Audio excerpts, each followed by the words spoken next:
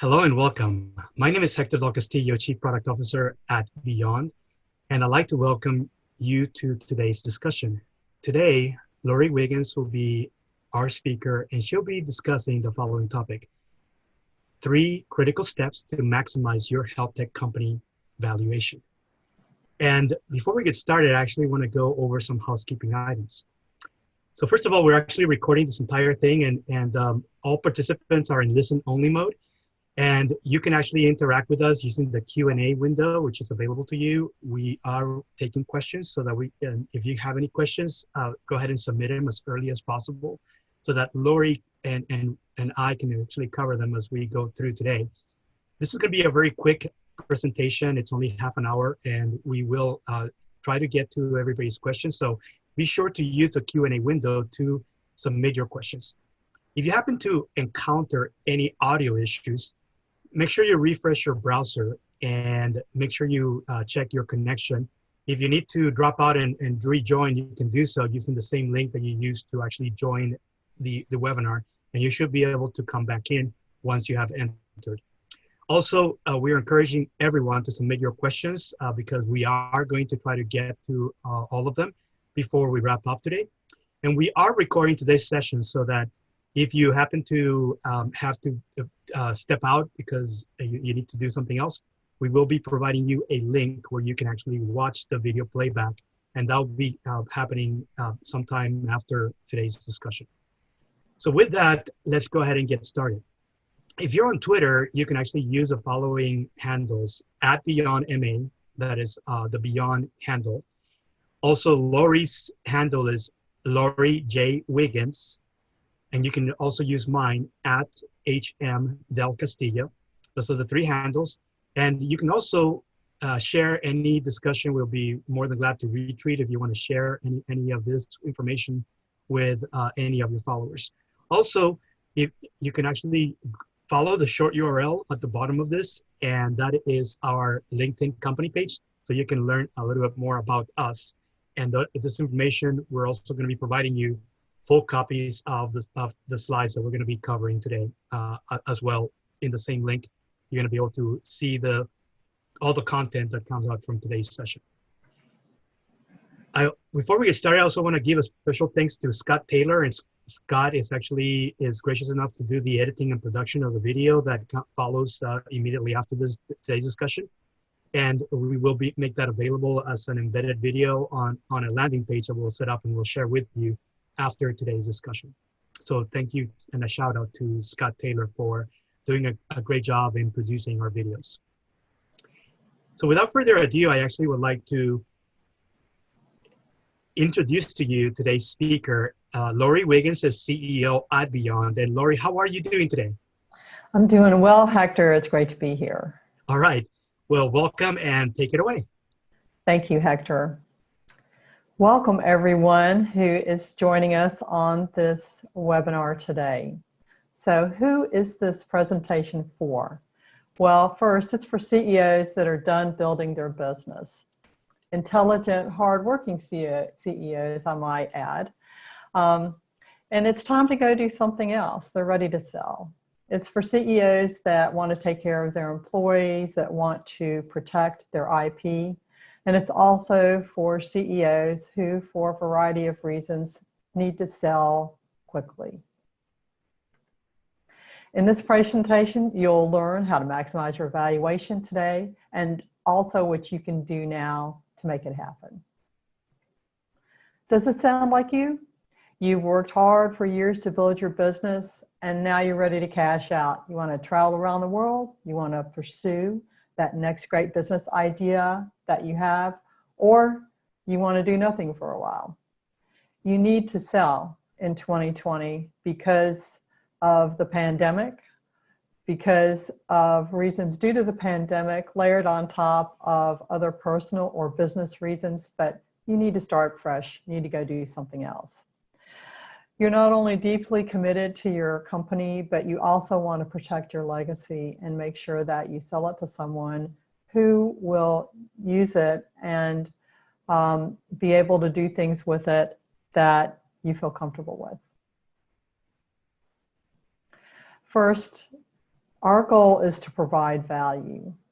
And if you're able to stick around until the end, we have a useful gift for you, but we're not here to sell you anything today. Allow us to introduce ourselves. I have had the great fortune to work in and with technology businesses for over 30 years. And I love to help businesses and grow their revenues. And I love to help CEOs walk away with maximal cash in their pocket. I'm very fortunate that I have both the technical and the business backgrounds to help them do that. I'm a Virginia Tech grad, go Hokies, and I enjoy singing and traveling with my husband and family and friends around the world. Hector Del Castillo is our Chief Product Officer. He too has a long and illustrious career with working with technology businesses, and he loves to help CEOs buy and sell. He is a proud UC Santa Barbara and UT El Paso graduate, and he's a running man. He loves soccer, walking, and running. So let's talk about the healthcare industry and M&A. First, health tech hasn't slowed down much despite the pandemic and everything else going on. So in this plot here, you can see the deal totals as far as VC investment has increased this year, so that first half of 2020 is actually larger than previous first half year totals. However, the number of deals has decreased, particularly in the second quarter, and that's absolutely due to the pandemic. Also, the sectors within health tech which have received the most funding are first telemedicine by far. I don't know about you, but this year I had my first telemedicine experience with my doctor remotely online, and she was still struggling with the technology, so I had to help her. But she's not alone. A lot of people are having their first encounter with telemedicine, and the investment community has certainly taken notice, and thus you see this very large investment in that area. With the next one on the list is data analytics, and then mobile health apps. Clinical decision support tools are those that scan and scour EHR data, electronic health record data, and extract more information from it and deliver it to clinicians so that they can help their patients. Healthcare booking is scheduling, healthcare scheduling, sensors, and wellness round out the list. Now, health tech is a sector within healthcare. Health tech includes things like medical devices, pharma, those companies that are using AI and machine learning and applying them to healthcare areas, also IT platforms and biotech. And EY performed a survey asking CEOs about their M&A activities and trying to understand what the M&A outlook would be for the next 12 months. And it turns out that no less than 60% of healthcare company and hospitals are looking to acquire in the next 12 months. And the reasons for this are several.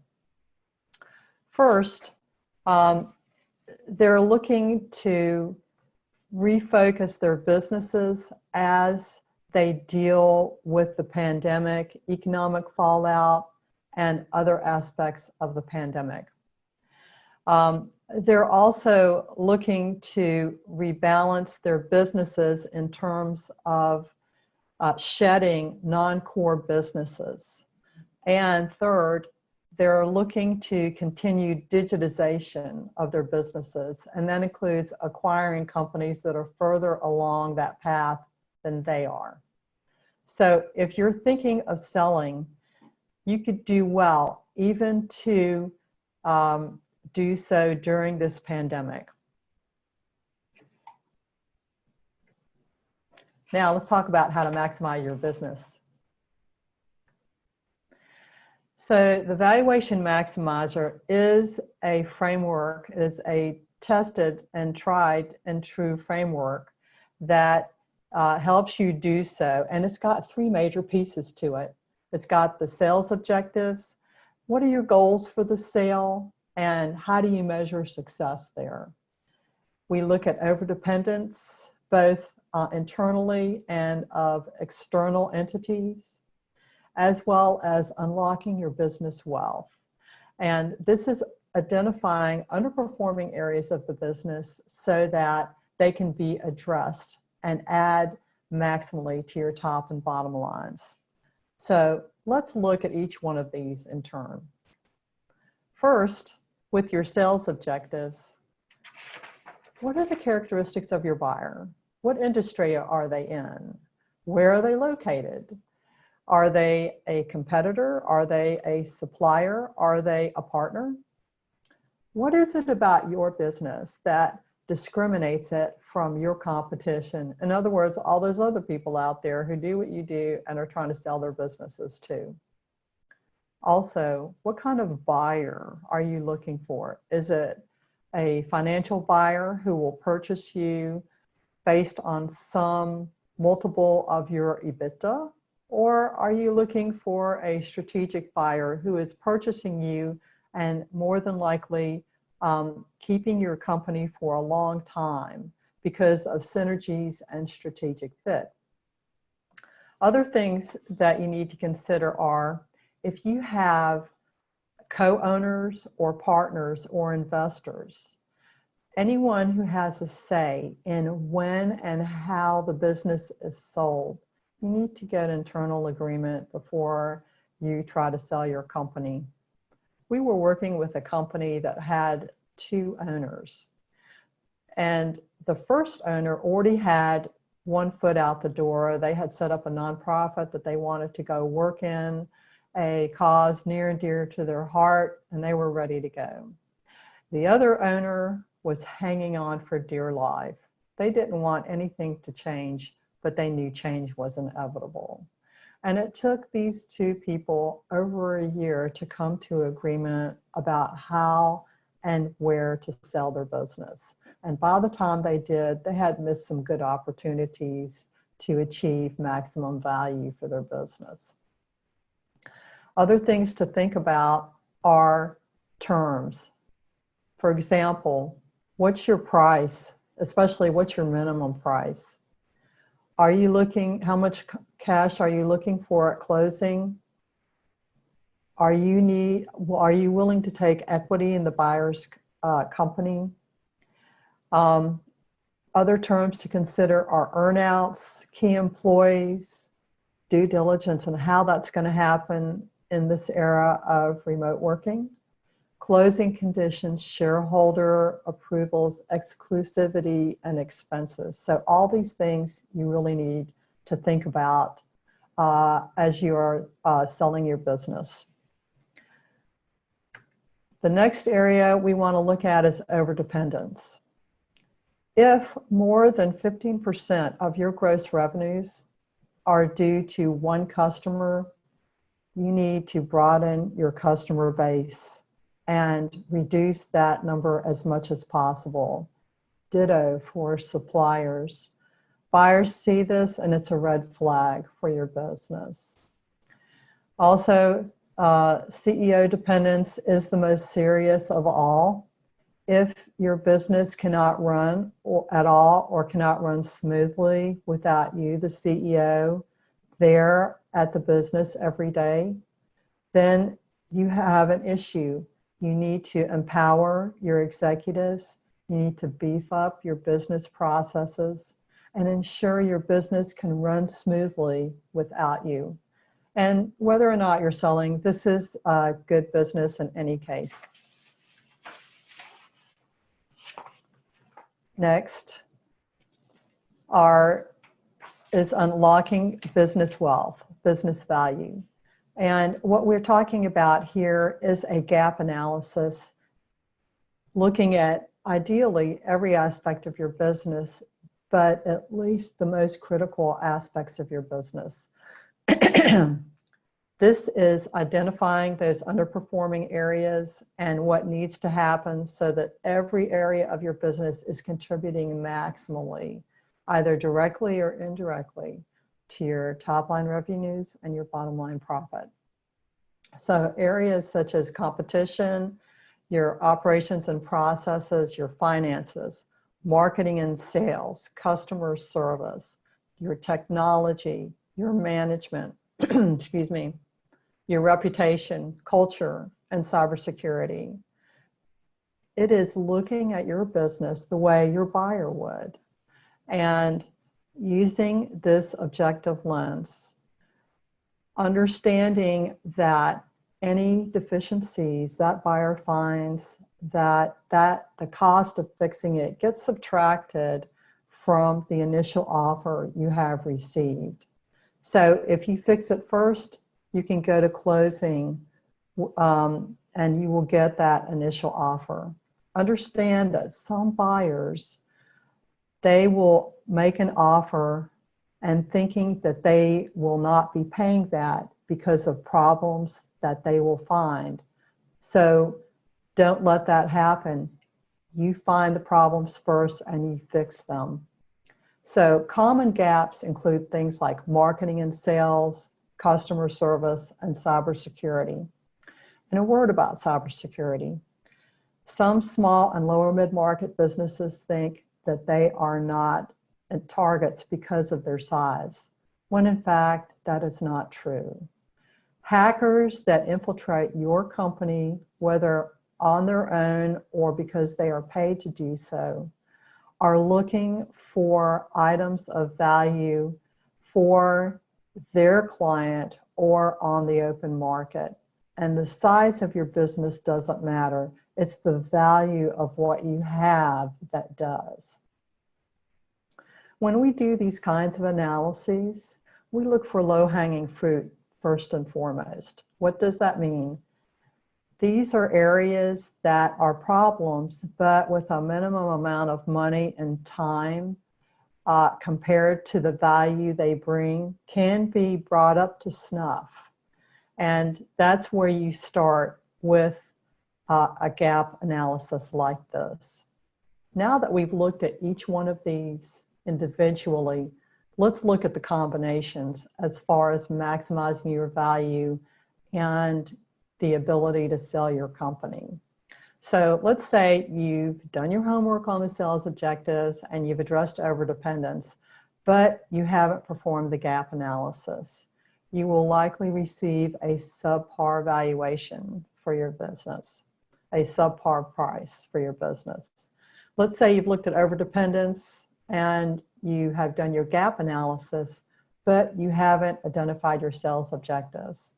It's likely you won't sell at all because you don't have agreement amongst your co-owners on the sale of your business and you haven't thought about your terms. If you have done your gap analysis, you've looked at your sales objectives, but you haven't addressed overdependence, then you will either sell at a lower valuation than you could achieve, particularly in the instance of customer and supplier overdependence, because those are red flags. In the case of CEO overdependence, buyers consider that a fatal flaw, and you probably won't sell your business at all. So here's how you can maximize your business valuation when you exit. So the hard way is to yourself become an M&A expert. You can read books and do research online and pay for expensive seminars and attend conferences. You can join multiple masterminds or hire expensive consultants. Or you can follow this valuation framework to maximize your valuation, and you can be supported by experienced M&A consultants. Let's review today what I promised you. Number one, how to maximize your valuation. That's the maximizer framework, and what to do today to make it happen. Here's how we can help. Set up a 30-minute call with us. We want to talk to you so that we can help you understand, number one, how much work it's going to take to get your business sold, how you maximize the money that you can walk away from the deal with, and your readiness to sell just as you are today. The way that you do this is to go to this URL and propose a day and time that you would like to talk to us. And I'm asking Hector to put this in the chat window so that everybody's got that. And Laurie, I want to say also that we will be sharing this via a follow-up email with everyone who registered for today's discussion. Good point. Thank you. Further, we are going to have a valuation maximizer workshop. So if you want to understand how to apply this framework to your business and you want to get further down the path as far as maximizing your valuation, we are determining the schedule for that. It'll be early in the fall. And please email us at solutions@byondma.com and let us know you're interested, and we'll make sure that you're on the email list for that. And Hector, maybe we could include that in the follow-on email as well. Yes. Great. So I'd like to open it up for questions that anyone has at this point. So I wanted to remind the audience, you can type in your questions using the Q&A window, which it's available to you. If you can type in any questions you might have, we can get to them at this point. We have a few minutes remaining, and so would like to make sure that we answer any questions you might have regarding today's discussion. Laurie, one thing that I wanted to ask, we talked about health tech and what type of companies are included in the health tech sector. Can you explain briefly, like, what are the range of companies that we refer to as health tech companies? Definitely. So health tech companies include biotechnology companies, medical device companies. They include companies that use AI, machine learning, and other automation for healthcare purposes. They can also include pharma, as well as various IT platforms that are geared toward healthcare, various healthcare subsectors. Perfect. We do have one question, and I don't know if you covered this, but can you briefly describe the process of when you're actually looking for a suitable buyer? What is that process like, and where do you start? Right. As far as looking for a buyer goes, once you determine that you want to sell your company, think about who would love to have your company. And is that a competitor? Do you want to sell to a competitor, or maybe a supplier of yours? You've probably had conversations with other folks in your industry. Perhaps somebody has expressed the desire to buy your company if you ever wanted to sell. Maybe it's a partner company that you've done business with, or that you refer to, or refer clients to, or they refer you. Also, it can be companies that are in a complementary sector within healthcare or even another industry. Like, for example, Amazon has been acquiring in the healthcare area because They are looking to provide better health care for their employees. And so they are acquiring capabilities in that area, for example. So it really has to do with who you want to sell to and who you think will want to buy you. And that's a great place to start. You would also look at lists of companies, whether you had dealt with them or not, and perform research there. And we can talk to you further about that if you like. And Laurie, I want to add that typically we look at two very opposite type of buyers, right? There's a strategic buyer. That's a company that is already in, usually an incumbent or a leader that is a much larger company that is buying for the long term, right? Mm-hmm. And often they're investing in what we would call the next horizon or the next edge of whatever's going on in that industry, not the ones that are currently selling things that are right now being consumed today. So they're basically buying for whatever the market is, where they foresee the market going in 2 or 3 years from now, and not for the revenue. Whereas financial buyers, on the other hand, they actually look at and actually start looking at the minutia of the financial performance of your company, because they're looking at nothing else than the numbers. And the number one metric is the profitability of your company. And the lower your profitability is with respect to other competitors in that same industry, in that market, you're not going to be able to get very much multipliers, even if you are a seller in a seller's market.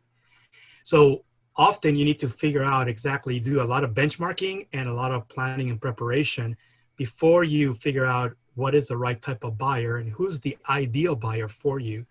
Because depending on whether it's at, if you are in a weak position as a seller, even if it's a seller's market, you're not going to be able to achieve very much multipliers, simply because of the same things that Laurie was talking about earlier. If you don't take care of the main things that most financial buyers are going to be nitpicking on, they're going to basically reduce your price, your selling price, whatever it is that they're offering. They're going to reduce their offer price, and usually they will try to hook you by giving you a high offer price, but there's a lot of terms and conditions that need to be actually checked before you can actually achieve that offer price. And often it ends up discounting, and often those discounts go below whatever is the market value if you're, let's say, lower than the average in your industry in that market. So you really have to be aware of your placement in the industry, in that market. And we find that most business owners don't have the time to do that. That actually takes a lot of work to actually start figuring out what your position is in the market. Unless you're already being tracked by some marketing firm, you're not necessarily going to be, this is not information that comes to you or is going to be readily available to you. And I wasn't really sure, Laurie, if you had anything else to add. I don't see any other questions, but I wanted to also remind the audience, you can type in your questions. And if we don't get to them, we will follow up with you offline. So go ahead and type in any questions you might have.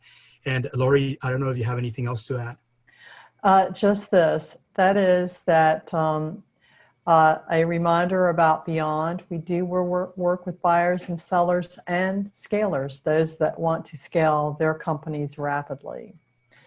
And here's our contact information for any follow-up questions. We always appreciate feedback on these webinars, and please don't hesitate to contact us. Finally, I want to thank you for joining us today, and thank you for your questions.